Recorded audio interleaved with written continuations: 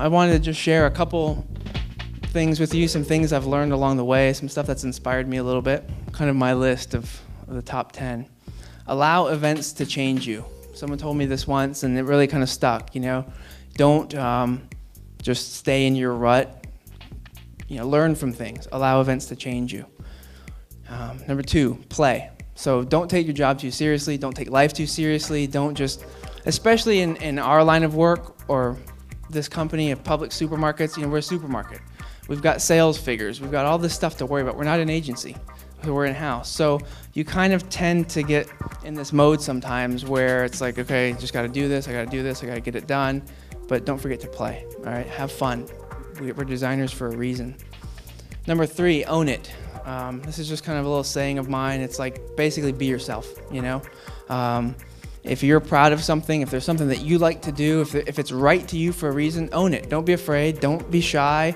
Don't feel like, you know, you have to give in to what everybody else is saying. Own it. Trust your gut. Number 4. It goes without saying. I mean, there's a reason you feel the way you do when you have that feeling like, I know this can work. Well, trust it. Go with it. Number 5, look at something different. And I'll get to this on the next slide too. I learned this, somebody said this once at a conference. Basically, don't kind of be stuck to the same things. You know, if you look at skateboard magazines, go look at a gardening magazine, you know? I mean, just get your inspiration from other places instead of always looking at the same things, because eventually your work is really going to start to feel the same. Number 6, lose ownership. So this is something we're trying to foster where we're at.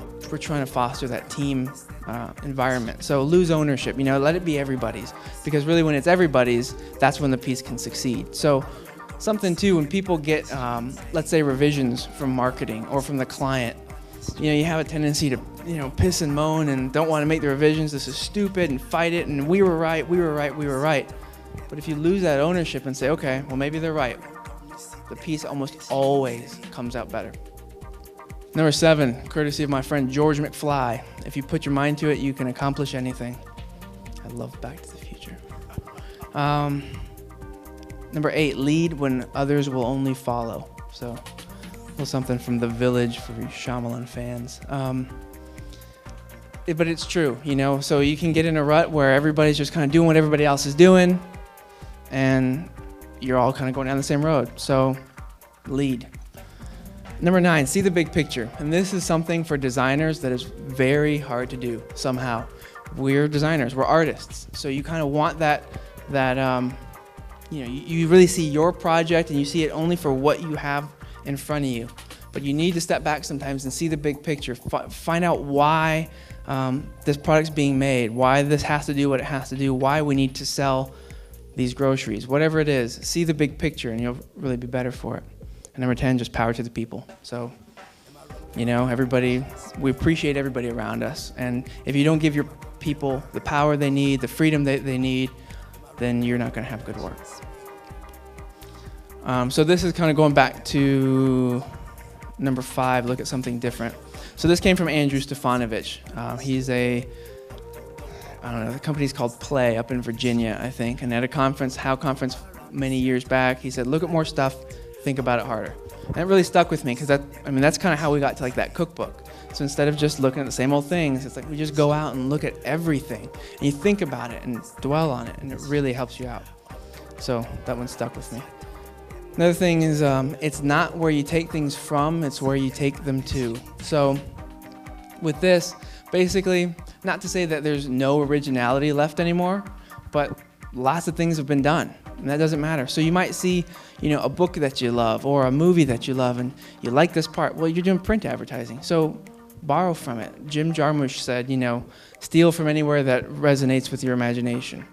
And so basically, again, it's not where you take things from, it's where you take them to. So if someone else has an idea, it's where you take it to. All right, and this is my favorite. So I was at a conference last year in Pasadena. And in Pasadena is where NASA's Jet Propulsion Laboratory is, JPL. And they are the ones who've built the Mars rover. They're responsible for getting on Mars, basically. So it's a bunch of engineers, scientists, really geeky, techie people. And they've never taken themselves too seriously. So all throughout the 50s until now, they're very casual, they're laid back, you know, and they're fun people. So this picture is from JPL. It's in the 50s or the 40s, around World War II. I think it's right afterwards. And so this is at a rocket launch or missile testing. So you've got these 4 guys, 2 on the left, 2 on the right, who are obviously military guys. They're in their suits, you know, and they're all looking one way. And then you've got this JPL guy in the middle, this engineer with no shirt on, looking completely the other direction. And that guy in the middle is us. That's the creative guy, you know? So the whole point is, don't look where everybody else is looking.